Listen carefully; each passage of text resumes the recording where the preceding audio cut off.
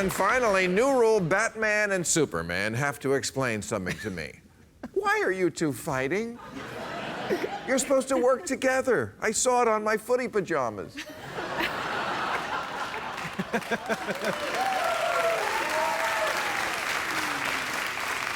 It's unsettling to see two beloved mythical figures go at it. It's like watching Jesus beat up a unicorn.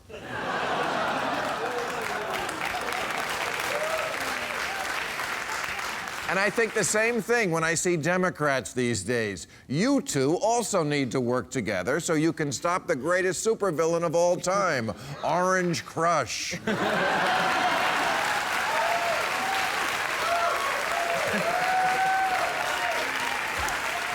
Now, it was an exciting week for us left-leaners because with the win in Michigan, the Sanders campaign, which I have been saying, is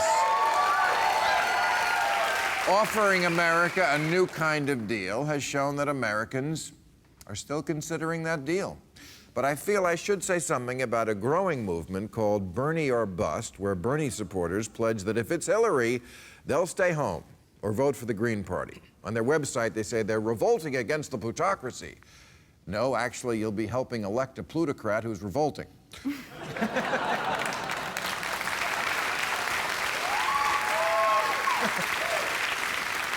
Elizabeth Warren recently disappointed Bernie supporters by staying neutral in the primary fight. No endorsement for either one. So thousands of Sanders fans hijacked her Facebook page and said things like, "I'm disgusted by you. Why not just throw the whole country under the bus? It must be Karl Rove's money." And those were the early comments before the Red Bull kicked in. Really? Elizabeth Warren is the enemy now? She's helped more millennials than Adderall.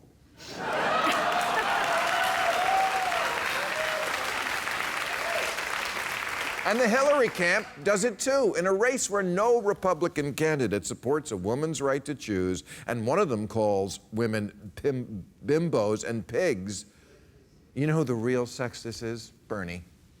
Bill Clinton accused his supporters of online sexism, which is pretty rich coming from a guy who's been known to grab your tits in person. So while Bernie fans attack Hillary for not being liberal enough, and Hillary fans attack Bernie for not being feminist enough, Black Lives Matter is attacking them both for not being black enough. Even though they both have a 100% voter rating from the NAACP, as opposed to Trump, who gets 5 stars from the KKK.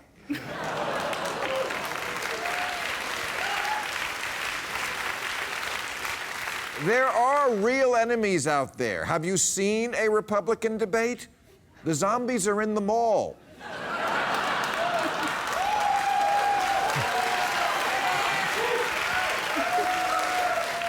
I'm telling you, this is going to be the death of liberals, this nitpicky, intramural attacking of friends for insufficient purity, compulsively cleaning up a little corner of the room that's already quite clean, while there are giant piles of shit everywhere else.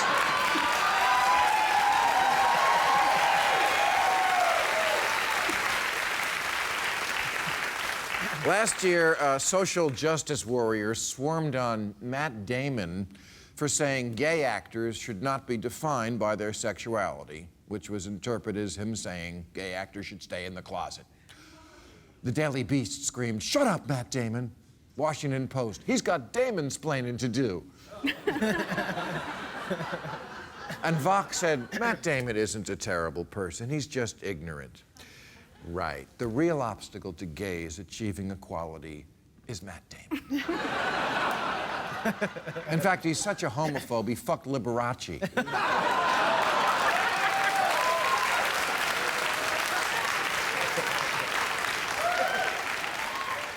Last year, Dolce & Gabbana got their gay tit caught in the liberal ringer when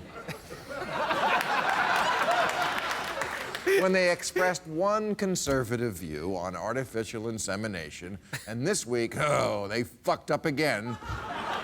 But luckily, the brave virtual vigilantes of the internet were there to condemn these two evil old queens for, get this crime, selling a shoe that they're calling a slave sandal.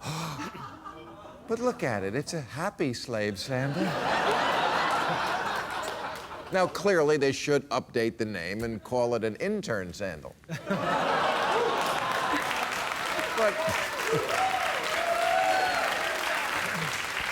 But in this month, when we found out that 20% of Trump voters believed that the end of slavery itself was a bad idea, this is what motivates you to write a scathing blog post, a thoughtlessly named shoe?